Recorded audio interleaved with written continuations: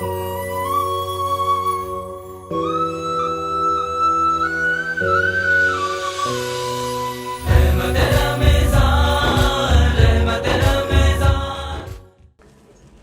باللہ من الشیطان الرجیم، بسم اللہ الرحمن الرحیم۔ ناظرین، ایک بار پھر پروگرام دین اور دنیا کے تحت آپ کا میزبان حاجی محمد رفیق قادری آپ کی خدمت میں حاضر ہے۔ آج رمضان المبارک کی 3 تاریخ ہے اور یہ برکتوں رحمتوں والا مہینہ ہمارے اوپر ایک بار پھر سایہ فگن ہے۔ اللہ کا شکر ادا کرتے ہیں کہ اس نے ہمیں یہ توفیق عطا فرمائی کہ اس مہینے میں ہم اس کے سامنے سربسجود ہو سکیں۔ رمضان المبارک ہم نے کیسے گزارنا ہے، اس کے حوالے سے میں نے اپنے میزبان مہمان مقرر محترم المقام جناب پروفیسر ڈاکٹر عبدالرحیم صاحب کو تکلیف دی ہے۔ میں ان کا شکر گزار ہوں کہ وہ ہماری دعوت پر ہمارے اسٹوڈیو تشریف لائے، تو میں ان سے ملتمس ہوں کہ وہ ہمیں یہ بتائیں کہ یہ رمضان المبارک ہم نے کیسے گزارنا ہے۔ جی پروفیسر۔ السلام علیکم ورحمۃ اللہ وبرکاتہ۔ حاجی صاحب، آپ کا اور آپ کی پوری ٹیم کا شکریہ کہ آج رمضان المبارک کی بابرکت ساعات میں آپس میں ہم کلام ہونے کا کچھ موقع ملا۔ رمضان المبارک اللہ تعالیٰ کی عنایات میں سے ایک وہ عنایت ہے جو خالصتاً امت محمدی علیہ صاحب الصلاۃ والسلام کے لیے باعث رحمت اور باعث شرف ہے۔ اللہ رب العزت نے قرآن پاک میں اس مہینے کے بارے میں ارشاد فرمایا کہ من شہید منکم الشہر فلیصم، کہ جس کسی کو بھی رمضان کا مہینہ ملے اس کے اوپر لازم ہے کہ وہ اس میں روزہ رکھے۔ جی ماشاء اللہ۔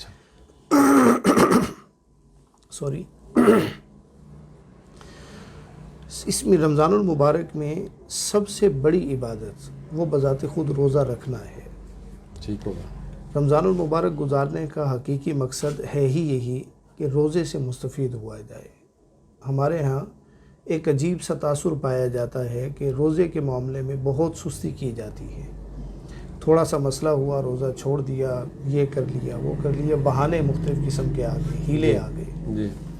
تو قرآن پاک نے 2 ایکسیپشنز دی ہیں جی کہ من کان منکم مریضا جی او علی سفر فعدۃ من ایام اخر، بس 2 باتیں ہیں، بس 2 باتیں، یا مریض ہو یا سفر پہ، یا سفر میں ہو۔ بالکل۔ اس کے علاوہ روزہ چھوڑنے کی کوئی گنجائش نہیں ہے۔ ٹھیک ہو۔ آج بھی دیکھیے کہ جو ہمارے پرانے بوڑھے ہیں، یعنی 50-60 سے ابو والے، جی جی، یہ لوگ روزہ قطعاً ترک نہیں کرتے ایسے کہ ان کا وہ جو بچپن سے ایک پریکٹس بنی ہوئی ہے روزے کی، اس میں یہ سستی نہیں کرتے، جبکہ آج کے نوجوان اچھے بھلی صحت والے ماشاءاللہ وہ اس میں سستی کر جاتے ہیں، اور بہانہ یہی بنتا ہے کہ ہم نے کام کرنا ہوتا ہے، فلاں ہے، اور بلا وجہ کے جن کو ہم لیم ایکسکیوزز کہہ لیں، جن کی کوئی بنیاد نہیں ہے، وہ والے بہانے تراشے جا رہے ہیں۔ صاحب اس میں تھوڑا سا جو ہمارے بڑے ہیں معاشرے میں، سوسائٹی میں، جن کے ذریعے ہم تک یہ تعلیمات پہنچی، اور کچھ ہمارے ایسے افراد جو گھروں میں بچوں کی تربیت پہ کیا کمی نہیں رہ گئی ان کی، تاکہ وہ بہت زیادہ کمی، بہت زیادہ کمی کہ جس نہج پہ ہماری ایج کے لوگوں کی تربیت ہوئی ہے، اگر اسی نہج پہ ہم نے اگلی نسل کی تربیت کی ہوتی تو یہ آپشن نہ ہوتا، یہ پرابلم نہ ہوتا۔ ہمیں ترغیب دے دے کے روزے رکھوائے جاتے تھے کہ آپ روزہ رکھیں، آپ کو یہ کیا جائے گا، آپ روزہ رکھیں یہ کیا جائے گا، نماز پڑھیں گے یہ کیا جائے گا۔ آج تو یہ چیز ہی بالکل ناپید ہو گئی ہے، اس چیز کا فقدان ہو گیا بہت زیادہ۔ تو ایک تو یہ ہے، سب سے پہلا جو رمضان کا حق ہے وہ روزہ رکھنا بذات خود ہے۔ ٹھیک ہو گیا۔ دوسری چیز یہ کہ اس میں تلاوت کلام پاک کا کثرت سے اہتمام کیا جائے۔ قرآن پاک نے کہا کہ شہر رمضان الذی انزل فیہ القرآن، بے شک ماشاءاللہ، کہ رمضان کا مہینہ وہ ہے جس میں قرآن نازل کیا گیا، بے شک۔ اور اس میں قرآن پاک کی برکت سے ایک عجیب سلسلہ ہے رمضان المبارک کی برکت سے، کہ قرآن پاک اتنی مرتبہ ریوائز ہوتا ہے، اس کے پڑھنے کا لطف دوبالا ہو جاتا ہے، اس کی کیفیت دوبالا ہو جاتی ہے۔ ایسے ایک ایک پارے کو ہم 2-2 3-3 مرتبہ سن رہے ہوتے ہیں، پڑھ رہے ہوتے ہیں، فار ایگزامپل ہم تراوی میں بھی پڑھتے ہیں، پھر اس کی تفاسیر اور یہ بھی دیکھنے کو مل جاتی ہیں، پھر ہم بذات خود ایک ایک دو قرآن پاک کا ختم کرتے ہیں، تو محسوس ایسا ہوتا ہے کہ قرآن پاک سارا کا سارا ہمارے سامنے اب کھلا ہے۔ تو اس میں ایک تو یہ اہتمام کیا جائے کہ ہم میں سے ہر فرد رمضان میں کم از کم ایک قرآن پاک کا ختم لازمی کرے، دور مکمل کرے، ایک دور مکمل کرے، لازمی کرے، ٹھیک ہے۔ اور اگر اللہ ہمت دے تو ایسا کر لیا جائے ایک پارہ صبح اور ایک شام، اس طرح آپ کے 2 دور مکمل ہو جاتے ہیں۔ جی، اس طرح 2 دور مکمل ہوں گے تو یہ کم از کم تلاوت قرآن پاک کے حوالے سے یہ دور مکمل لازمی کیے جائیں۔ جی ٹھیک ہوگا۔ تیسری چیز جو مین ہے وہ تسبیحات ہیں، جی تسبیحات کثرت کے ساتھ کی جائیں۔ جی ناظرین، ٹیکنیکل وجوہات کی بنیاد پر تھوڑی دیر کے لیے یہ سلسلہ یہاں پہ منقطع ہوا تھا، جہاں سے گفتگو منقطع ہوئی تھی وہیں سے پھر شروع کرتے ہیں۔ جی نمسکار۔ یہ تسبیحات میں سب سے زیادہ فوکس سب سے پہلے ہے افضل الذکر لا الہ الا اللہ محمد رسول اللہ، بے شک کہ لا الہ الا اللہ کا ورد زیادہ کیا جائے، جس میں اللہ کا نام ہو اس کو زیادہ کیا جائے۔ پھر سبحان اللہ والحمد للہ ولا الہ الا اللہ واللہ اکبر، ان کی تسبیحات زیادہ کی جائے۔ لا حول ولا قوت الا باللہ العلی العظیم، اس کی تسبیحات الگ کی جائیں۔ اور اس میں جو بہت زیادہ افادیت کی حامل ہے ان ایام میں وہ سورہ اخلاص کا ورد ہے۔ قل هو قل هو اللہ اللہ احد اللہ الصمد لم یلد ولم یولد ولم یکن لہ کفوا احد۔ اور آقا کریم علیہ الصلوۃ والتسلیم سے محبت کے اظہار کے لیے درود پاک کم از کم ہم میں سے ہر شخص رمضان المبارک میں یہ عادت بنائے کہ 1000 مرتبہ درود پاک لازمی پڑھا جائے۔ اس میں سر کوئی صیغہ کو خاص اس میں جو بھی صیغہ ہو آقا کریم علیہ الصلوۃ والتسلیم اور اس کی آل کا تذکرہ لازمی ہونا چاہیے۔ اچھا، اور جو افضل ہے وہ تو درود ابراہیمی ہے۔ تو اگر وہ نہیں اتنا ٹائم مل سکتا تو وہ جس میں آپ صلی اللہ علیہ وسلم اور آپ کی آل کا تذکرہ ہو، وآلہ وصحبہ وبارک وسلم، یہ زبردست بہتر ہے۔ اللہم صلی علی محمد وعلی آل محمد، اور آگے پھر وبارک وسلم وآلہ وصحبہ وبارک وسلم، یہ سارے کے سارے استغفر اللہ العظیم الذی لا الہ الا هو الحی القیوم واتوب الیہ۔ جی بالکل۔ اب اس کے بعد پھر آ جاتے ہیں استغفار۔ استغفار کا منیمم جو چیز ہے وہ استغفر اللہ ہے، کہ میں اللہ سے معافی مانگتا ہوں، جسٹ ایک جملہ ہے، ایک جملہ۔ اور اس کے علاوہ پھر بے شمار ہیں روایات کے اندر استغفار ملتے ہیں۔ استغفر اللہ الذی لا الہ الا هو الحی القیوم واتوب الیہ، استغفر اللہ ربی من کل ذنب واتوب الیہ، علی ذی القیاس۔ پھر کافی زیادہ صیغے اس کے، یہ آقا کریم صلی اللہ علیہ وسلم سے آپ کا معمول بھی ثابت ہے، معمول بھی ثابت ہے۔ آپ صلی اللہ علیہ وسلم دن میں کم از کم 70 مرتبہ استغفار کیا کرتے تھے۔ اور صحابہ نے پوچھا کہ یا رسول اللہ جی، آقا صحابہ کرام نے پوچھا کہ یا رسول اللہ آپ اور استغفار، اس کی کیا ضرورت ہے آپ کو؟ جی بالکل۔ آپ صلی اللہ علیہ وسلم نے فرمایا تو کیا میں اللہ کا شکر گزار بندہ نہ بنوں، محبوب بندہ نہ بن جاؤں گے؟ جی بالکل۔ تو اس کے بعد پھر جو مین چیز ہے وہ سجدوں کی کثرت ہے۔ رمضان المبارک میں سجدوں کو زیادہ کرنا چاہیے، سجدوں کی تعداد کو بڑھا دیں، ہر نماز کے ساتھ 2 نوافل 4 نوافل ان کو بڑھائیں، اضافی پڑھنے چاہیے، اضافی پڑھنے چاہیے۔ ٹھیک ہو گیا۔ ہمارے ہاں یہ ایک بحث چل پڑتی ہے جیسے رمضان آتا ہے کہ تراویح 8 پڑھی جائیں یا 20 پڑھی جائیں یا 12 پڑھی جائیں، 12 پڑھی جائیں یا کیا سلسلہ ہے۔ ارے بابا یہ محبت کے سودے ہیں، یہ محبت کے سودے ہیں۔ اللہ کی طرف بڑھنے کے لیے زیادہ سے زیادہ سجدے کیجیے۔ رمضان المبارک میں آقا کریم صلی اللہ علیہ وسلم کی حدیث ہے جو کنز العمال میں نقل ہوئی، آقا نے فرمایا کہ رمضان المبارک میں ایک سجدے کی جو نیکی ہے وہ 80,000 نیکیاں ہیں۔ اللہ اکبر، ایک صرف سجدے ایک کی سجدے نیکی کی 80,000 درجے ہیں اس کے، 80,000 درجے کی، یعنی ویسے آپ 80,000 سجدے کریں تو رمضان میں ایک سجدہ کریں، یہ برابر ہے۔ ظاہر ہے وہ شیطان چونکہ گرفت میں ہوتا ہے، بالکل وہ یعنی جو کرتے ہیں آپ کو اخلاص ہوتا ہے اس میں، ایک کیفیت ہوتی ہے، کیفیت کی جو ہے نا اس کی قیمت الگ ہے۔ ایگزیکٹلی۔ جی، تو سجدوں کی کثرت کی جائے، چاہے وہ تراویح کے اندر ہو، آپ کے نوافل کے اندر ہو، آپ کی تہجد کی نماز کے اندر ہو، سجدے زیادہ سے زیادہ ہوں۔ تہجد کا آپ نے ذکر کیا تو یہ تھوڑا سا بتائیں گے کہ تہجد کا کے پڑھنے کا طریقہ صحیح کیا ہے، اور اس میں کیا کس طریقے سے پڑھا جائے؟ تہجد میں یہ آقا کریم علیہ الصلوۃ والتسلیم سے کم از کم 2 رکعت اور زیادہ سے زیادہ 12 رکعت ثابت ہے۔ اچھا، تو یہ رمضان المبارک میں ہم میں سے ہر ایک کے لیے بہت آسان ہے کہ تہجد کا اہتمام کرنا. اٹھنا تو ہوتا ہی ہے سحری میں, آپ صرف 5-10 منٹ پہلے اٹھ جائیں, 2 رکعت پڑھ لیں, 4 پڑھ لیں, 6 پڑھ لیں, 8 پڑھ لیں, اگر اللہ ہمت دے تو 12 رکعت پڑھیں. بیسیکلی سجدے ہیں, آہوزاری ہے, اس کے سامنے اس کی جھکنا ہے, کیفیت ہے. بالکل. تو رمضان المبارک میں جس قدر زیادہ اللہ کا قرب حاصل کیا جائے وہ آسان ہے. اب دیکھیے اس کی وجہ یہ ہے, حدیث قدسی ہے, آقا کریم علیہ الصلوۃ والتسلیم نے فرمایا کہ اللہ کہتا ہے الصوم لی وانا اجزی بہ, واہ واہ واہ ماشاءاللہ, اچھا کہ روزہ میرے لیے ہے اور اس کی میں اس کا بدلہ ہوں. واہ واہ, یعنی یہ کہ دنیا کی کسی بھی عبادت کا یہ نہیں ہے کہ اللہ نے کہا ہو کہ یہ عبادت کرو میں مل جاؤں گا. تو اگر کسی نے اللہ کی طرف جانا ہے تو اس کے لیے ماہ رمضان ہے. تو رمضان میں اللہ رب العزت کی طرف رغبت کے ساتھ بڑھا جائے, اس کی طرف ایک کوشش کی جائے کہ ہمارا ہر اٹھنے والا قدم اللہ کی محبت میں بڑھے, ہر اٹھنے والے قدم میں اللہ کی محبت زیادہ ہو, اس کے حبیب مکرم علیہ الصلوۃ والتسلیم کی محبت زیادہ ہو. بہاروں کا مہینہ ہے, بہار آئی ہوئی ہے, تو جتنا میلہ لوٹ سکتے ہیں لیٹ لیں. یہ جو اس کے بعد جی بات میں عرض کرنا چاہ رہا تھا کہ یہ جو تسلسل ہوتا ہے نا سر, اس میں کوئی عمل قطع نہ ہو جہاں, تو اس کی وہ کیا وہ عادت بن جاتی ہے بندے کی تسلسل کے ساتھ. جی بالکل. اصل میں یہ اب جو ہیبٹ سائنسز ہیں یہ کہتی ہیں کہ کسی بھی کام کو اپنی عادت بنانے کے لیے آپ کو 21 دن چاہیے. اگر آپ کسی کام کو 21 دن تک کرتے رہتے ہیں تو وہ آپ کی مسلسل کرتے رہتے ہیں تو آپ کی عادت کا حصہ بن جاتا ہے, جس کو ہم عادت ثانیہ کہتے ہیں. تو یہ پورا مہینہ ہمارے لیے ایک تسلسل ہے, 30 دن یہ ہمارے پریکٹس ڈیز ہیں. ریفریشر کورس کہہ رہے ہیں. ہاں بالکل, یہ ریفریشر کورس ہمارے لیے آ جائے گا کہ اس میں اگر ہم یہ ایک مہینہ ان پابندی اور حدود و قیود کے ساتھ گزار لیں تو انشاءاللہ بقیہ زندگی وہ گزارنا آسان ہو جاتی ہے.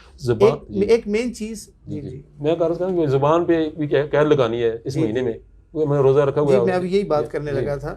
اس کے بعد پھر آئیں آپ اپنے اوقات کی قدر کریں, فضولیات میں نہ جائیں, بلا وجہ کی گپ شپ میں وقت نہ گزاریں. ایک مرتبہ ایک صحابی تھے, ان کی آپس میں کوئی لڑائی ہوئی تو جواب دینے کے لیے بازار میں کھڑے تھے تو جواب نہیں دیا, اور جواب میں یہ کہا کہ انا بصوم, کہ میرا روزہ ہے. کوئی جواب نہیں دیتا, کوئی جواب نہیں, کسی فضول بات کا نہیں. اور آج کل جو ایک بڑا پرابلم ہم لوگوں کے لیے آ گیا وہ یہ موبائل کی صورت میں ایک بہت بڑا فتنہ ہمارے پاس آ گیا کہ ہم اپنے وقت کا بہت زیادہ ضیاع فقط موبائل کے اس میں استعمال میں گزار دیتے ہیں. ایک مرتبہ براؤز کرتے ہیں تو پتہ ہی نہیں لگتا 1 گھنٹہ کیسے گزر جاتا ہے, اور وہی 1 گھنٹہ اگر آپ قرآن پاک لے کے بیٹھیں تو جسم کے اوپر بوجھ طاری ہو جاتا ہے, نیند آنا شروع ہو جاتی ہے. تو اپنے وقت کا ضیاع یہ موبائل کی صورت میں, میڈیا کی صورت میں اور خرافات کی صورت میں رمضان میں کم از کم اپنی پریکٹس بنائیں کہ ان چیزوں کی طرف بالکل نہ جائیں. جو وقت ملے ان کو آپ کتب بینی میں لگائیں, آپ مطالعہ میں لگائیں, اور وقت مل جاتا ہے اور عاد و وظائف میں لگائیں. یہ جو اس طرح کی خرافات ہیں ان میں اپنا وقت کو ضائع نہ کریں. اور ایک مین چیز جو ہے وہ یہ کہ آپس میں غیبت چغل خوری اس سے پریکٹس کریں. کہیں پہ غیبت ہو رہی ہو اس کو کہیں کہ بھی میرا روزہ ہے, میرے سامنے غیبت نہ کریں, مطلب نشست چھوڑ دیں. بالکل ہاں, یہ بھی ایک اچھا آپشن ہے کہ نشست ہی چھوڑ دیں بس, ٹھیک ہے یار. جی, جھوٹ جہاں پہ بولا جا رہا ہو یا جھوٹ کی کوئی بات ہو تو وہاں سے اپنے آپ کو اعراض کریں. اپنی پریکٹس کریں کہ ان 30 دنوں میں نے جھوٹ نہیں بولنا, کسی کی غیبت نہیں کرنی, کسی کے خلاف میں نے بات نہیں کرنی. جب آپ یہ 30 دن پریکٹس کریں گے تو انشاءاللہ اللہ کرم کرے گا. آگے جو 11 مہینے والی زندگی ہے امید ہے انشاءاللہ اس کے اندر بھی بندہ محتاط ہو جائے گا. جی بالکل صحیح بات ہے. جی پلیز. اچھا, آپ بات کر رہے تھے رمضان کو کیسے گزارنا ہے. جی تو ناظرین آپ نے سنا کہ ہم نے اپنی زندگی کو ان رمضان کے ایام میں ایسے کر لینا ہے جیسے اللہ اور اس کے رسول کی رضا ہے. جب ہم کوشش کریں گے تو اللہ تعالیٰ ہماری رہنمائی فرمائے گا. ہم سب تھوڑی سی بات نماز پہ کر لیتے ہیں کہ نماز کا بڑا سختی سے ادا کی گئی ہے, اور اللہ تعالیٰ نے 700 بار قرآن پاک میں حکم دیا کہ نماز ادا کی جائے. تھوڑی سی اس کی اہمیت پہ 2-4 باتیں کریں, پھر 2-4 سوال کر لیتے ہیں. جی, نماز اصل میں یہ اسلام کی پہچان ہے. آقا کریم علیہ الصلوۃ والتسلیم نے ایک ہی حدیث میں سمجھتا ہوں کہ ویسے تو آپ نے جیسے فرمایا کہ 700 بار حکم ہے, ایسے قطعی ہے نا, نص قطعی ہے, قرآن پاک میں ہے. لیکن آقا کریم صلی اللہ علیہ وسلم کی ایک حدیث میں سمجھتا ہوں کہ اور کچھ نہ بھی ہوتا نا, صرف یہ ایک حدیث نماز کی اہمیت کے لیے کافی تھی. آقا کریم صلی اللہ علیہ وسلم نے فرمایا کہ نماز مومن اور کافر کے درمیان فرق کرنے والی ہے. ممتاز کرتی ہے انسان مومن کو, بالکل تفریق پیدا کرتی ہے. ٹھیک ہو گیا. یعنی یہ پتہ لگتا ہے کہ جو نماز پڑھنے والا ہے وہ مومن ہے. ایک میں بات عرض کروں, ہم غالباً پرائمری میں تھے, ہمارے ہیڈ ماسٹر صاحب نے ایک مرتبہ کویشچن کیا اسمبلی میں. ٹھیک. اسمبلی میں کویشچن کرتے ہیں کہ بھلا بتائیں کہ کس طرح پتہ لگے گا کہ ایک شخص مومن بیٹھا ہے, ایک کافر ہے. اللہ اکبر. تو دونوں کا کس طرح پتہ لگے گا, ان میں مومن کون ہے, کافر کون ہے؟ اللہ اکبر.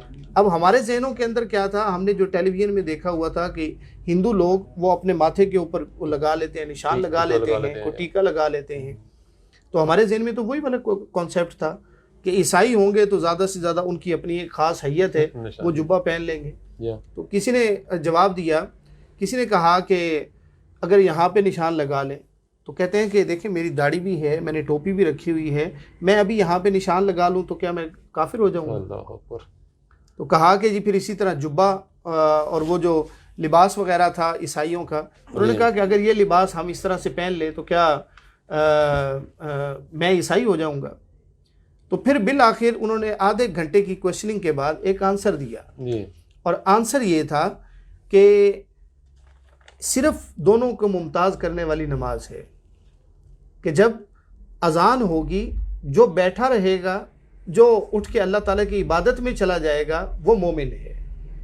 اب خود اندازہ کر لیں کہ بیٹھنے والا کیا ہوگا. علامہ صاحب, اب یہ صورتحال جو معاشرے میں آپ نظر آتی ہے آپ کو, اس کے بارے میں کیا کہتے ہیں؟ کتنے لوگ اٹھ کے نماز کے لیے جاتے ہیں اور کتنے لوگ؟ ایگزیکٹلی, یہ بہت بڑا المیہ ہے, بہت بڑا المیہ, کہ شاید ہمیں اس نماز کی اہمیت کا نہیں پتہ. جی ہاں.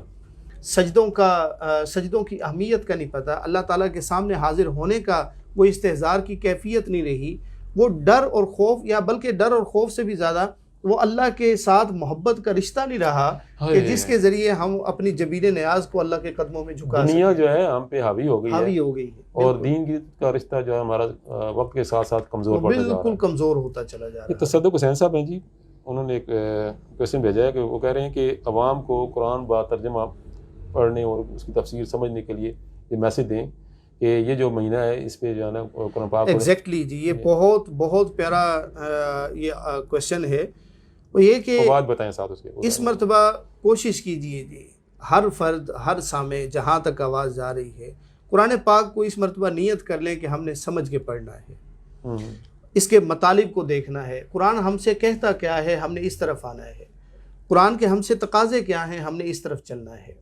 قرآن ہم سے کس طرح مخاطب ہوتا ہے, کس کس بات کا حکم دیتا ہے, اس مرتبہ اللہ کرے کہ کوئی سلسلہ ہو جائے. یہ خطوط ہیں جو انسانیت کے نام اللہ تعالیٰ نے لکھے ہیں, ایگزیکٹلی, تو ان خطوط کو کھول کے پڑھیں تاکہ پیغام پتہ چلے ہماری حکم کیا ہے. حکم کیا ہے, بالکل جی سر, بالکل جی. اچھا آگے چلتے ہیں جی, کہ اپنا نماز کے اندر جو سر فرائض اور واجبات ہیں ان کے حوالے سے بات ہے کہ اگر کوئی فرض رہ جائے یا واجب رہ جائے تو کیا سجدہ صاحب کرنے سے نماز مکمل ہو جاتی ہے؟ جی اچھا, یہ ایک بنیادی ایک اصول ہے, بنیادی اصول یہ سمجھ لیجئے کہ فرض کی کمی میں, فرض کی کمی سے نماز باطل ہو جاتی ہے, ہوتی نہیں ہے. اچھا, فرائض میں اگر کمی ہوگی تو نماز نہیں رہے گی نہیں. ٹھیک ہو گیا. فار ایگزامپل, نماز کے فرائض میں سے ہے جسم کا پاک ہونا, ٹھیک ہو گیا, ٹھیک ہو, جگہ کا پاک ہونا, نماز کا وقت ہونا, قبلہ رخ ہونا. ان میں سے کوئی ایک فرض بھی رہ گیا تو نماز ہوگی نہیں, بنیاد ہی ختم ہو گئی. یعنی اگر فرائض میں سے کوئی چیز رہ جائے تو سجدہ صاحب نہیں ہوگا, نماز ہی ختم ہو جائے. واجب. اب آگے کہ بعض اوقات فرائض میں زیادتی ہو جاتی ہے. اچھا, ٹھیک ہے, فرائض میں زیادتی ہو گئی ہے, رکوع ہے, ایک رکوع کرنا لازمی ہے, تو آپ ایک نہیں 2 رکوع کر لیتے ہیں.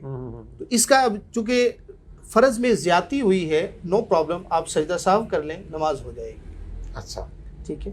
ٹھیک ہو گیا. اسی طرح واجب میں تاخیر یا واجب کی عدم ادائیگی، اس سے سجدہ سہو واجب ہو جاتا ہے.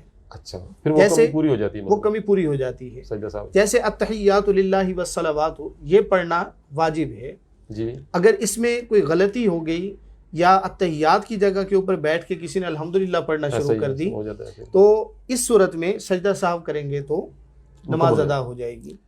اب اس میں ایک چیز اور وہ یہ کہ اگر سنت میں کسی جگہ کے اوپر تاخیر ہو جاتی ہے، کمی ہو جاتی ہے یا زیادتی ہو جاتی ہے، تو اس میں نماز ہو جاتی ہے، ثواب میں کمی آتی ہے.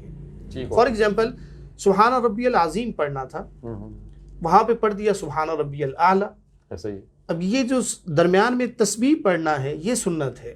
اچھا تو اگر اس میں غلطی ہو گئی تو نماز ہو جائے گی، ثواب میں کمی آ جائے سجدہ گی. صاحب سے نہیں، سجدہ سہو نہیں ہوگا. اس کا نہیں ہوگا، اس میں نہیں ہوگا. سجدہ سہو کے لیے فرض اور واجب یہ دو چیزیں ہیں. اچھا سنت میں سجدہ سہو نہیں ہوتا. اس کا نہیں ہوتا. جی یہ ایک عمومی سا جو ایک کلیہ ہے وہ میں نے عرض کر دیا. اب جو کویسچنز ہیں وہ میں پوچھنا چاہتا ہوں، یہ اگر کوئی بندہ عشاء کی نماز پڑھ رہا ہے یا ظہر کی نماز جس میں 4 رکعتیں ہوتی ہیں، جی ٹھیک ہے، تو ظاہر 2 رکعتیں اس میں صورت نہیں ملانی ہے آپ نے. اگر کسی صورت ملا دی تو اس صورت میں کیا ہوگا؟ آگے دیکھیں فرض نماز کے اندر جو بعد والی 2 رکعت ہیں ان کے اندر صورت ملا دینے سے آگے کوئی نقصان نہیں ہو رہا، یعنی آگے کوئی واجب نہیں ہے جس کے اندر تاخیر ہو رہی ہے. تو اس صورت میں نماز کے اوپر نہ سجدہ سہو آئے گا اور نہ کسی قسم کی قباحت آئے گی. اچھا یعنی جو آپ کی 4 رکعت ہیں، 4 رکعت میں سے 2 میں تو آپ نے صورت ملانی ہے، ایسا ہی. اگلی 2 صورتوں میں کسی چیز کے اندر تاخیر نہیں ہو رہی واجبات میں سے. ٹھیک ہو گیا. ٹھیک ہے، کوئی اضافی چیز نہیں ہے، تو اس صورت کے اندر کوئی سجدہ سہو نہیں ہوگا. ٹھیک ہو گیا. کوئی اگر یہی سوال ہے کہ کسی نے اگر بھول کر ایک ہی رکعت میں 2 رکوع کر دیے تو آپ نے جواب دے دیا اس میں کوئی مسئلہ نہیں ہے، وہ سجدہ سہو ہوگا چونکہ فرض میں زیادتی ہوئی ہے. اچھا اچھا اچھا. اس میں سجدہ سہو لازم ہے. تو اگر کر دی تو اس کمی کو دور کرنے کے لیے آپ نے سجدہ سہو لازمی کرنا ہے. اچھا یہ بھی یاد رکھیے کہ یہ آپ نے لفظ بڑا اچھا استعمال کیا، وہ اس سے کلیئر ہو گیا کہ جو کمی رہ جاتی ہے اس کمی کو دور کرنے کے لیے سجدہ سہو کیا جاتا ہے. اس سے نماز کے اندر جو سقم رہ جاتا ہے وہ ختم ہو جاتا ہے اور نماز مقبول ہو کے اللہ کی بارگاہ میں جاتی ہے. ٹھیک ہو گئی. اچھا بعض دفعہ دیکھا گیا جی بعض لوگ امام صاحب نماز پڑھا رہے ہیں، ابھی امام صاحب رکوع پہ نہیں گئے تو مقتدی جو ہیں وہ بعض اوقات دیکھا کہ بعض کم لوگ ہوتے ہیں لیکن ایسا ہوتا ہے، کیا اس سے نماز نہیں ہو رہی؟ جی 100% نماز باطل ہو جاتی ہے. اقتداء ہے، اقتداء لازم ہے. یہ صاحب مشکات شریف، یہ ایک واقعہ ہمارے استاد مکرم نے سنایا. صاحب مشکات شریف وہ ایک مرتبہ یہی دیکھنے کے لیے کہ آقا کریم صلی اللہ علیہ وسلم نے فرمایا کہ جس نے امام سے پہلے اپنا سر سجدے میں کیا یا رکوع کے اندر گیا اس کا سر گدھے کی طرح ہو جائے گا. ایک بزرگ تھے، انہوں نے کہا کہ یہ دیکھیں تو صحیح یہ بات حقیقت بھی ہے یا نہیں. اچھا تو جان بوجھ کے امام سے پہلے وہ سجدے میں چیک کرنے کے لیے تو جب تک سلام پھیرا تھا، سلام پھیرنے تک ان کا چہرہ گدھے کے چہرے میں تبدیل ہو چکا تھا. اللہ اکبر اللہ اکبر. پھر توبہ کی اور اپنے شیخ کے پاس گئے، وہاں سے پھر معافی ملی اور پھر وہ کلیئر ہوا. تو یعنی یہ کہ 100% اس میں ایک امام کی اقتداء یہ لازم ہے. اگر امام کی اقتداء نہیں ہے تو پھر اس کا وجود ہی نہیں ہے نماز کا، اس کا اہمیت اس کی ختم ہو جاتی ہے. ٹھیک ہے، مطلب یہ اقتداء ہے نا، اقتداء ٹوٹ گئی تو اس کی پھر وہ نماز بات ختم ہو گئی. بعض نمازی ایسا ہوتا ہے جی، بعض لوگ ایسا ہوتا ہے کہ نماز جماعت ہو رہی ہے، بعد میں کوئی نمازی آیا تو جماعت میں رکوع میں ہے، امام صاحب رکوع میں ہے، تو بعض لوگ انتظار کرتے تھے کہ چلو ابھی جو ہے نا یہ اٹھیں گے تو پھر میں نماز کے ساتھ شامل ہوں گا. یا بعض صاحب ایسا ہوتا ہے کہ جو ہی آنے والے بندے نے وہ رکوع کیا اور امام صاحب کھڑے ہو گئے تو اس صورت میں کیا ہوگا؟ اچھا اس میں دیکھیے 3 پوزیشنز ہیں. پہلی پوزیشن یہ ہے کہ کوئی شخص اس حالت میں جماعت کے ساتھ ملتا ہے کہ رکوع میں ہے، تو آقا کریم علیہ الصلوۃ والتسلیم نے فرمایا کہ جس شخص نے رکوع کو پا لیا اس نے رکعت کو پا لیا. اچھا ٹھیک ہے. اب اس میں کیا ہے، ہمیشہ یاد رکھیے کہ فرائض کو پورا کرنا لازم ہے. پہلا فرض ہے قیام. اچھا اچھا اچھا ٹھیک ہے، وہ پہلے قیام کرے گا، اللہ اکبر کہہ کے کھڑا ہوگا، جی ٹھیک ہے، اس کے بعد پھر رکوع کے اندر جائے گا، ڈائریکٹ نہیں جا سکتا، ڈائریکٹ نہیں جائے گا۔ اگر اس نے قیام کو چھوڑا اور ڈائریکٹ رکوع کے اندر گیا تو اس کی نماز ہوئی نہیں، اس نے قیام چھوڑ دیا، وہ رکعت نہیں ملے گی، وہ رکعت نہیں، اس کی نماز ہی نہیں ہوگی، کیونکہ اس نے قیام چھوڑ دیا ہے پہلا، قیام فرض ہے۔ اچھا اچھا، اس کا طریقہ یہ ہے کہ امام رکوع میں ہے، یہ کرے اللہ اکبر اور اللہ اکبر، 2 مرتبہ اللہ اکبر کہہ کے وہ رکوع کے اندر شامل ہو، ایک قیام کا اور ایک دوسرا رکوع کا، ٹھیک ہو گیا، مطلب ٹھیک ہے۔ قیام کرنا اب ضروری اس ہے۔ میں اس کو اتنا توقف مل گیا کہ اس نے ایک مرتبہ سبحان ربی العظیم پڑھ دیے، یا امام کی کمر کے ساتھ اس کی کمر مل گئی، یعنی امام ابھی کھڑا نہیں ہوا اور اس کی کمر بھی اس کے برابر ہو گئی، تو پھر اس کو رکوع مل گیا ہے۔ اگر اس نے تسبیح نہیں بھی پڑھ سکی تب بھی کوئی بھی بات نہیں، اس کا رکوع کمر کا ملنا شرط ہے، اچھا، یعنی اتنا جھک جانا یہ لازمی ہے۔ اگر اتنا بھی موقع نہیں ملا، اس نے اللہ اکبر کہا اور امام ادھر سے کھڑا ہو گیا، اس کی رکعت چلی گئی، اب وہ نماز میں شامل ہو گیا ہے، رکعت کا ختم ہو گیا۔ یہ ایک پہلی پوزیشن تھی۔ دوسری پوزیشن یہ ہے کہ بندہ آیا اور امام اللہ اکبر کہہ کے رکوع سے کھڑا ہو گیا تھا، اس صورت کے اندر اب امام پڑھ رہا ہے ربنا لک الحمد حمدن کثیرا طیبا مبارکا فی، اس صورت کے اندر یہ صرف ہاتھ قیام کرے گا اللہ اکبر اور ساتھ اٹیچ ہو جائے گا۔ اب رکوع والا اللہ اکبر اس کے اوپر لازم ہی نہیں ہے، ٹھیک ہو گیا، چونکہ امام رکوع سے اٹھ چکا ہے، ٹھیک ہو گیا۔ اب یہ آگے جائے گا سجدے کے اندر، پھر وہ اللہ اکبر سجدے کا ہوگا، نماز کے ساتھ نماز کے ساتھ ہوگا، لیکن اس کی یہ رکعت نہیں ہوگی۔ اس کی تیسری پوزیشن یہ ہے کہ بندہ آیا، امام رکوع سے کھڑا ہو کے سجدے کے اندر جا چکا تھا، اب یہاں پہ بندہ کیا کرے؟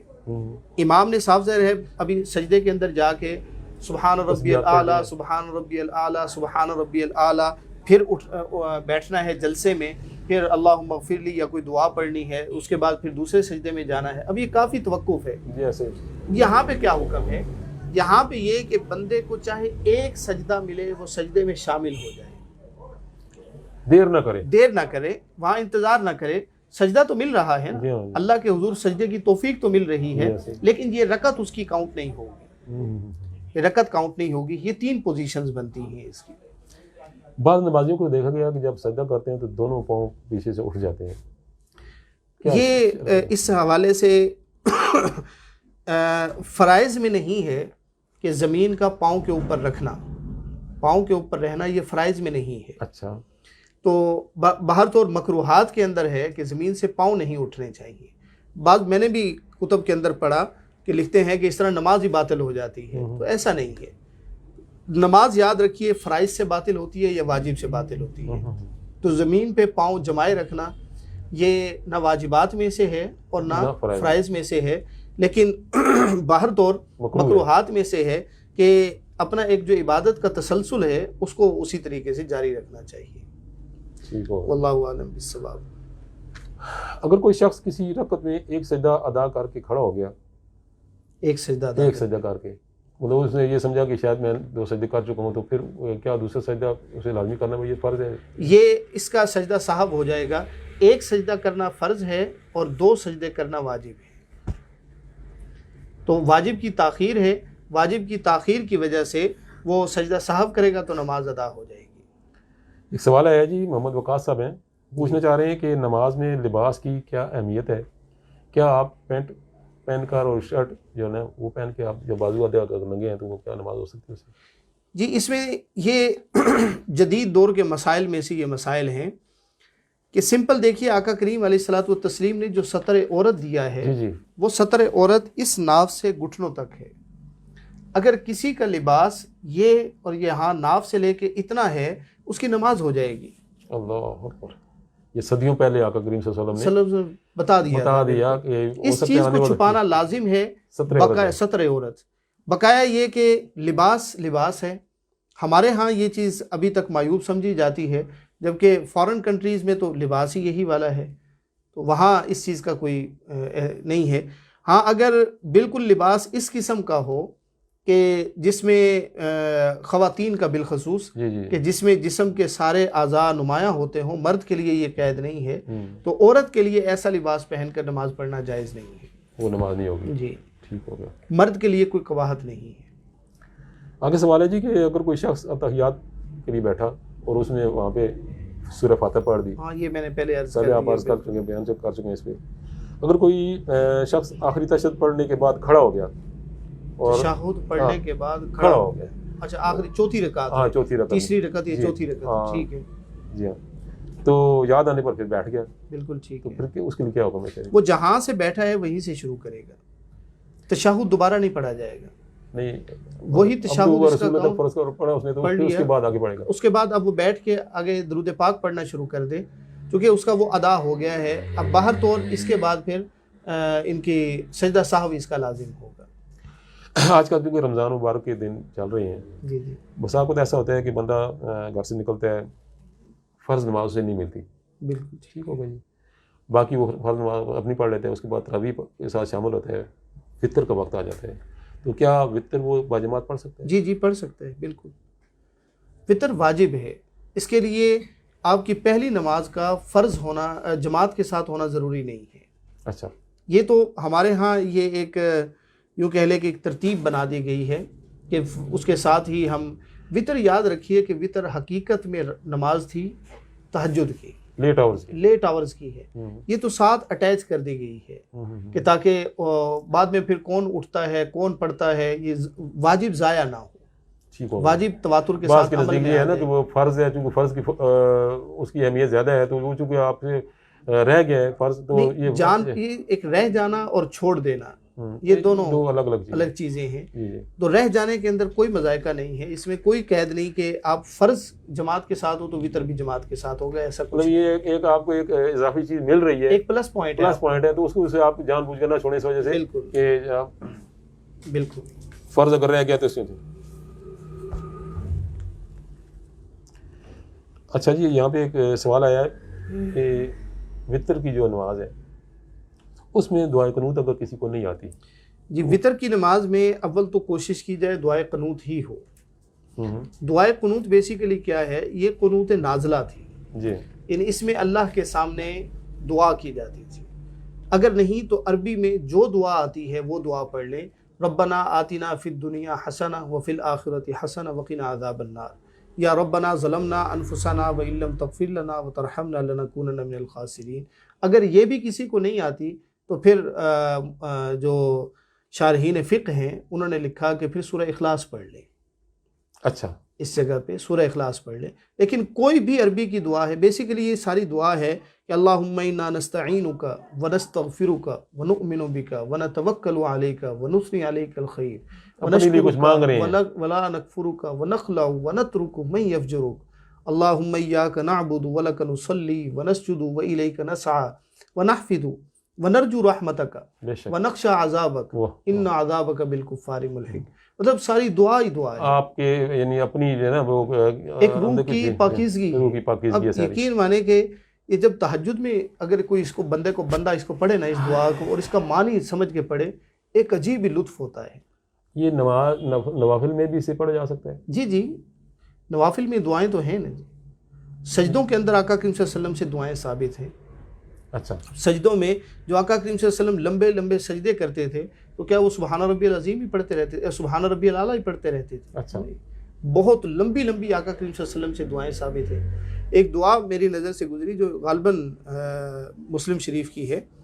آقا دعا سجدے میں دعا کر رہے ہیں کہ اللہم انی ظلمت نفسی ظلما کثیرا ولا یغفر الذنوب الا انت فاغفر لی مغفرۃ من عندک وارحمنی انک انت الغفور الرحیم. امام الانبیاء یہ فرماتے. اب جب سجدے کے اندر بندہ یہ والی دعا معانی اور مطالب کے ساتھ سمجھ کے پڑھ رہا ہوتا ہے تو یقین مانی کہ کلیجہ باہر کو آتا ہے، چیخیں نکلتی ہیں. اور آقا کریم صلی اللہ علیہ وسلم کی نماز کا عالم کیا ہوگا پھر. اللہ اکبر. اچھا جی، جب وقت اجل آ جاتا ہے اور کچھ نمازیں بندے کی ذمہ باقی رہتی ہیں تو کیا اس کے بارے میں کیا حکم ہے، شرعی حکم کیا ہے کہ فدیہ دیا جائے؟ پراپرٹی بیچ کے کوئی کر جاتا ہے، وصیت کر جاتا ہے میری فلاں جائیداد ہے وہ بیچ کے جو اس کا فدیہ کر دیں، یہ کیا جائز بات ہے یہ، یا اس کا کیا طریقہ کار ہونا چاہیے؟ اس میں سب سے پہلی چیز تو بندے کی ندامت ہے. یعنی اس کو یہ احساس ہو تو کہ ہے میں نے کہ بہت میں نے بڑا اپنے آپ ظلم کیا، اپنے ظلم ساتھ کر لیا ہے۔ سب سے پہلی چیز تو یہ کہ اللہ کے حضور یہ دعا کرتا رہے کہ ربنا ظلمنا انفسنا، اللہ غلطی میری ہے اور یہ سارا کچھ ہوا۔ اس میں پھر فقہائے کرام نے گندم کے حوالے سے اور اس کے حوالے سے کچھ فدیے مقرر کیے ہیں، لیکن میرا جو اس حوالے سے پوائنٹ آف ویو ہے وہ یہ کہ جتنا آپ اللہ کے راستے میں خرچ کر سکتے ہیں وہ کیجئے۔ ہمارے استاد مکرم نے بھی یہی بتایا کہ زیادہ سے زیادہ اللہ کے سامنے استغفار کریں، اللہ سے توبہ کریں کہ اللہ مجھے یہ گناہ معاف کر دے۔ فتاوی رضویہ میں 2 کلو گندم ایک دن کی نمازوں کا فدیہ آیا ہے، تو وہ 5 نمازوں کا فدیہ تقریباً 2-2.5 کلو بنتا ہے۔ اچھا، مجھے ایگزیکٹ میرے ذہن میں نہیں ہے، 2-2.5 کلو گندم فدیہ بنتا ہے، اس حساب سے ہر دن کے حساب سے کاؤنٹ کر کے تو وہ دے۔ تو ایسا ممکن نہیں ہوتا کہ چونکہ پتہ ہی نہیں ہوتا کہ کتنی سالوں کی نمازیں ہیں، تو اللہ کے راستے میں یہ کر کے کہ اللہ میرے سر کے اوپر یہ بوجھ ہے، میں تیرے راستے میں صدقہ کر رہا ہوں، میرے سر سے یہ بوجھ اتار دے۔ تو اللہ کی ذات سے امید ہے کہ وہ اللہ قبول کرنے والا ہے، وہ دلوں کی کیفیت دیکھنے والا ہے، وہ تول اور مول والا نہیں ہے اللہ رب العزت۔ اگر کوئی شخص قیام پر قادر نہ ہو، بیماری کی حالت میں یا کسی وجہ سے، تو کیا وہ بیٹھ کے نماز پڑھ سکتا ہے؟ جی بالکل، آقا کریم صلی اللہ علیہ وسلم نے فرمایا کہ نماز قطعاً نہ چھوڑے، اگر کھڑے ہو کے نہیں پڑھ سکتے تو بیٹھ کے، اگر بیٹھ کے نہیں پڑھ سکتے تو لیٹ کے، اگر لیٹ کے بھی ہمت نہیں ہے تو آقا نے فرمایا اشاروں سے پڑھیں، پڑھنی ضرور ہے، معافی نہیں ہے۔ یعنی یہ واحد چیز ہے جس کے اندر دیکھیے، ابھی ہم نے زکوٰۃ ہے، زکوٰۃ کے بارے میں ہے کہ جس کے پاس مال ہے اس کے اوپر زکوٰۃ ہے، ٹھیک ہے۔ ہم نے روزے کا ڈسکس ابھی شروع میں کیا کہ جو مریض ہے یا سفر میں ہے اس کے لیے ریلیکسیشن ہے، ٹھیک ہے۔ حج کا ہے، حج کے لیے بھی ریلیکسیشن دے دی کہ من استطاع الیہ سبیلا، کہ جو وہاں جانے کی استطاعت رکھتا ہو وہ صرف اللہ کے حضور وہاں پہ پہنچے۔ جبکہ نماز ایسا ہے کہ نماز کے بارے میں فرمایا کہ اگر اشارے سے بھی پڑھنے کی ہمت ہے یہ پڑھنی پڑے گی، اس میں کوئی ریلیکسیشن نہیں۔ ناظرین آپ سن رہے ہیں کہ اتنی سخت یعنی ہدایات ہیں آقا کریم صلی اللہ علیہ وسلم کا جو معمول ہے، حکم ہے، اس کے باوجود بھی ہمیں اپنے گریبانوں میں جھانکنا چاہیے کہ نماز کے بارے میں جب آقا کریم صلی اللہ علیہ وسلم فرما رہے ہیں کہ آخری حد تک اشارے سے بھی پڑھیں، اشارہ کر کے پڑھ سکتے ہیں، اس کے علاوہ یعنی آپ کے پاس سخت ہے تو پڑھیں گے، نہیں پڑھ سکتے تو کم از کم یہ اتنا کرنا ہے، تو پھر ہم صحت ہونے کے باوجود، تمام تر سہولتیں ہونے کے باوجود نماز کی سے اگر غافل ہیں تو ہمیں سوچنا ہوگا کہ ہمیں تھوڑا سا، جب اس قبر کی کوٹری میں جائیں گے تو پھر جب ہم سے سوال کے بعد نماز کے بارے میں پوچھا جائے گا تو ہم نے کیا جواب دینا ہے؟ یہ جو زندگی ہے یہ ختم ہونے والی ہے، تو ہمیں اپنی زندگی کو کل جب حساب دینا ہے تو اس کے لیے ہمیں یہاں تیاری کے لیے بھیجا گیا ہے، تو ہمیں چاہیے کہ ہم وہاں جا کے جب سوالوں کا جواب دینا ہوگا تو اس کے لیے یہاں تیاری کرنی ہے۔ بالکل ایسے ہی۔ اچھا، ایک سوال آیا جی کہ نماز تراویح فرض ہے، واجب ہے، یہ کیا عمل ہے؟ ایک بات نفل ہے، کیا ہے ایک بات، اور دوسرا یہ ہے کہ یہ کتنی کم از کم کتنی پڑھنی چاہیے، اور نماز تراویح کی جو رکعت میں جو تسبیحات پڑھی جاتی ہیں اگر وہ نہیں آتی تو پھر کیا پڑھنا چاہیے؟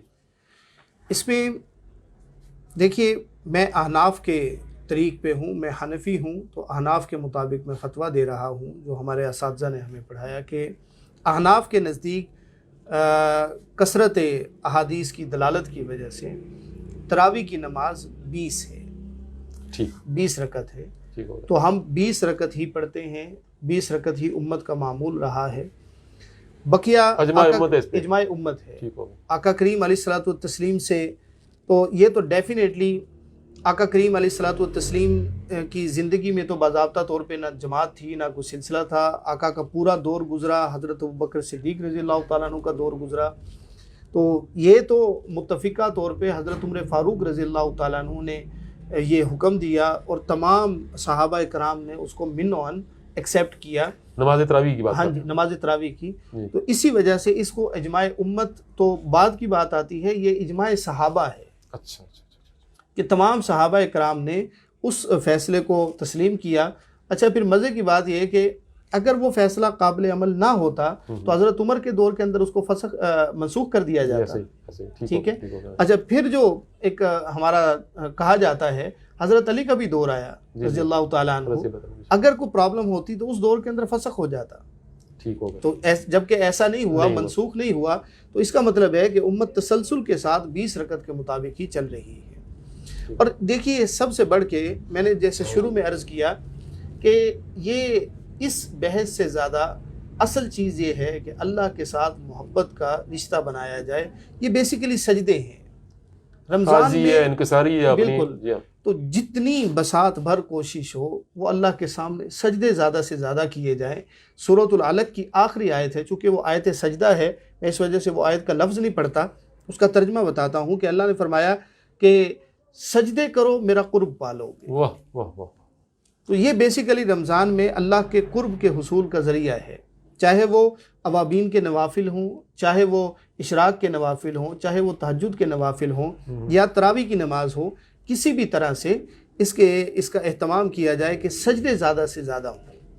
اچھا دوسری چیز آئی کہ جو آپ نے پوچھا کہ اگر ترویحہ میں پڑھی جاتی ہے سبحان ذی الملک والملکوت, اگر وہ نہیں آتی تو بیسیکلی یہاں تسبیحات ہیں. اچھا تو سبحان اللہ والحمد للہ ولا الہ الا اللہ واللہ اکبر پڑھ لیں, سبحان اللہ وبحمدہ سبحان اللہ العظیم پڑھ لیں. مطلب یہ کہ اللہ کی ذات کی تسبیح بیان کرنی ہے, اس کی بڑائی بیان کرنی ہے. یہ تو کمال ہی ہے نا جی. یعنی سبحان ذی الملک والملکوت سبحان ذی العزہ والعظمہ والہیبہ والقدرہ والکبریاء والجبروت سبحان الملک الحی الذی لا ینام ولا یموت سبوح قدوس ربنا ورب الملائکۃ والروح اللہم اجرنا من النار یا مجیر یا مجیر یا مجیر. مطلب یہ تسبیح کی بھی انتہا ہے. یعنی ایک اس میں یوں کہہ لیں کہ اللہ کی ذات کے ساتھ محبت کے عجیب سے گوشے پنہا ہے. اور آقا کریم علیہ الصلوۃ والتسلیم یہ تسبیح اکثر اوقات جب رکوع سے کھڑے ہوتے ہیں نا, ربنا لک الحمد پڑھتے ہیں, یہاں پہ کھڑے ہو کے آقا پڑھا کرتے تھے. اچھا پڑھتے تھے آقا پڑھتے تھے کہ ربنا اللہم ربنا ولک الحمد حمدا کثیرا طیبا مبارکا فیہ, اور اس کے بعد پھر یہ دعائیں منقول ہیں سبحان ذی الملک والملکوت سبحان ذی العزہ والعظمہ, اور آگے پوری. ٹھیک ہو گیا. چند سوال لے لیتے ہیں, اور یہ میں آپ سے یہ بھی عرض کرتا چلوں کہ یہ جو سوال نامہ ہے ہمارے پاس میرے ہاتھ میں ہے, یہ ہمارے محترم المقام ہمارے دوست بزرگ علامہ صفدر جروار صاحب ہیں, یہ ان کے لیے تیار کیا گیا تھا. اچھا باوجود وہ چونکہ رمضان شروع ہو گیا, یہ رمضان سے پہلے ہم نے کرنا تھا پروگرام, تو یہ سوال نامہ جتنا بھی ہے وہ تیار کیا گیا, یہ ان کے لیے تھا. تو اس سے ہم استفادہ بھی کر رہے ہیں, اور یہ ان کی خواہش یا سوچ جو ہے یہ پبلک تک پہنچ رہی ہے. ہم ان کے شکر گزار بھی ہیں, انہوں نے یہ سوال نامہ تیار کر کے رکھا ہوا تھا. تو اگلا سوال یہ ہے کہ کیا روزہ کی حالت میں انجیکشن یا ڈرپ لگوائی جا سکتی ہے؟ جی بالکل, جو چیز بھی معدے کی طرف نہیں جا رہی جی اس کی اجازت ہے.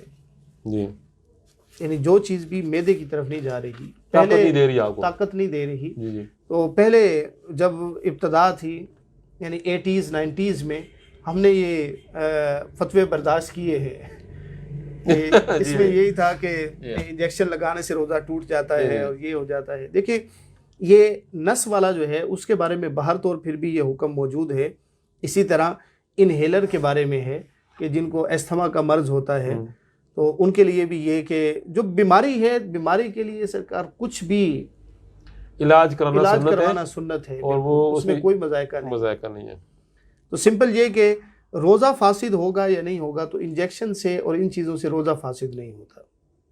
اگر روزدار نے کسی غلطی کی وجہ سے وقت سے پہلے افطاری کر لی تو کیا حکم ہے اس کے لیے؟ اگر غلطی کی وجہ سے کی ہے پھر تو بات ہی ختم ہوگی. معافی ہے.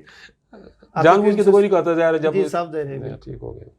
آقا کریم صلی اللہ علیہ وسلم نے فرمایا کہ اگر کوئی روزہ دار کھا رہا ہو تو اس کو روکو نہیں کہ اس کو اللہ کھلا اور پلا رہا ہے. تو جب اللہ کھلا پلا رہا ہے ہم کیوں اس کو روکیں کہ بھئی آپ کا روزہ ہے, آپ کو اس کو یاد ہی نہیں دلانا چاہیے, اس کو کھانے دینا چاہیے. ٹھیک ہو گیا. اگر آپ اس وقت تو یعنی یہ صورتحال نہیں رہی, اب تو ہر کسی کے پاس موبائل, ایک نیچے 6 موبائل گھروں میں پڑے ہوئے. پہلے یہ وقت تھا کہ سحری کے وقت بسا اوقات آنکھ نہیں, بسا اوقات آج کل بھی ایسا ہو جاتا ہے کہ آپ کی آنکھ نہیں کھلی اور ادھر سے اذانیں شروع ہو گئی ہیں, تو کیا آپ خالی پیٹ روزہ رکھ سکتے ہیں؟ جی کوئی منع نہیں ہے. جی ممانعت نہیں. اگر آپ سحری فرض نہیں ہے روزہ میں، یہ اچھا کلیہ ہے، اچھا یعنی سحری فرض نہیں ہے، سنت ہے، تو اگر وہ نہیں ہوا تو آپ روزہ رکھ سکتے ہیں۔ اچھا، روزہ رکھنے کے لیے بیسیکلی سحری کھانا شرط نہیں ہے، نیت شرط ہے۔ یہ تو آپ کی ہمت ہے نا، بغیر اگر کھائے رکھ سکتے ہیں، بالکل رکھ سکتے یہ ہیں، تو صوفیاء کا معمول بھی رہا ہے کہ بالکل، مطلب وہ متواتر روزے بھی رکھتے رہے ہیں۔ ایسے ہی آج کل مساجد میں کرسی کا استعمال کیا جاتا ہے، جی بزرگ لوگ ہوتے ہیں، مثال کسی کو گھٹنے کی تکلیف ہے، کسی کو کچھ تکلیف، کسی کو، تو وہ آپ پیچھے بندہ نمازی ہے، آگے کرسی آ گئی، تو کیا اس سے کوئی حرج تو نہیں ہوتا سجدہ کرنے؟ پیچھے جو نمازی ہے اس کا کے لیے کوئی مسئلہ نہیں پیدا ہوتا؟ یعنی یہ ایک نمازی ہے مثلا وہ تو مریض ہے، وہ تو مریض ہے، اس کے لیے تو اجازت ہے۔ ہو گیا، ٹھیک ہو گیا جی، تو مریض کے لیے تو صاف ظاہر ہے، اس کے لیے کم از کم وہ مسجد میں آ تو رہے ہیں، مہربانی اس کی ظاہر ہے، بالکل صاف ظاہر ہے، وہ آ کے پڑھ تو رہے ہیں، جی ہاں، تو یہ پلس پوائنٹ ہے۔ اس کے پیچھے جو بندہ اس کو مسئلہ تو نہیں ہوتا؟ نہیں، کچھ بھی نہیں، کچھ بھی ٹھیک نہیں، ہوگا، اس کا کوئی پرابلم نہیں۔ ٹھیک ہوگا۔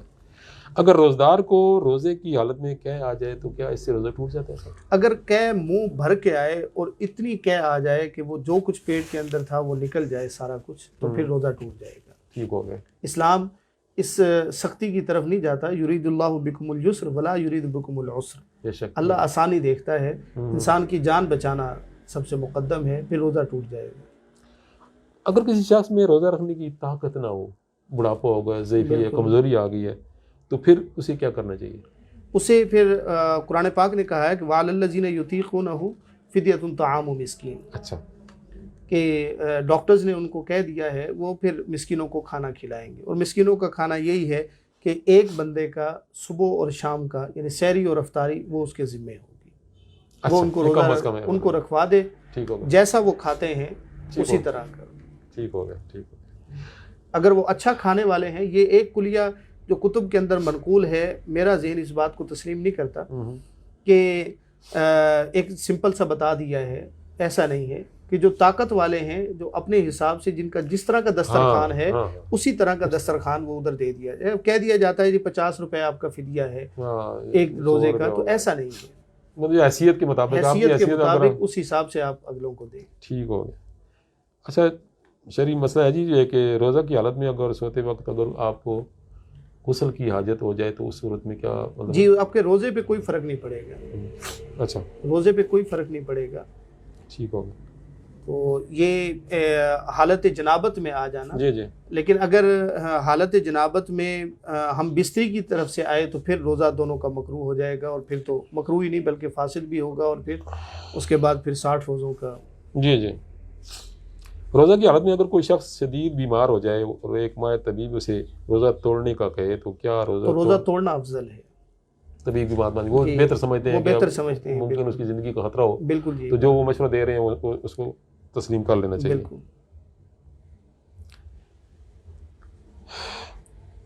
اگر روزہ کی حالت میں کوئی شخص بے ہوش ہو گیا تو کیا اس کا روزہ ٹوٹ جائے گا؟ روزے کی حالت میں بے ہوش ہو جانے سے روزہ نہیں ٹوٹے گا، ٹھیک ہو گیا، کوئی ٹوٹنے کی لاجک نہیں بنتی، ٹھیک ہو گیا۔ روزہ ٹوٹتا ہے ہمیشہ گلے کے اندر کوئی چیز معدے تک جانے سے، اگر ایسا نہیں ہے تو پھر وہ روزہ نہیں ٹوٹے گا۔ ٹھیک ہو۔ ناظرین، اس وقت تک ہمارے پاس جو سوالات تھے وہ آپ تک پہنچا دیے۔ نیکسٹ انشاءاللہ ہم کوشش کریں گے کہ بہت جلد پروفیسر صاحب سے پھر وقت لیں گے اور زکوٰۃ کے حوالے سے خصوصی طور پر ہم ان کا ایک پروگرام کریں گے۔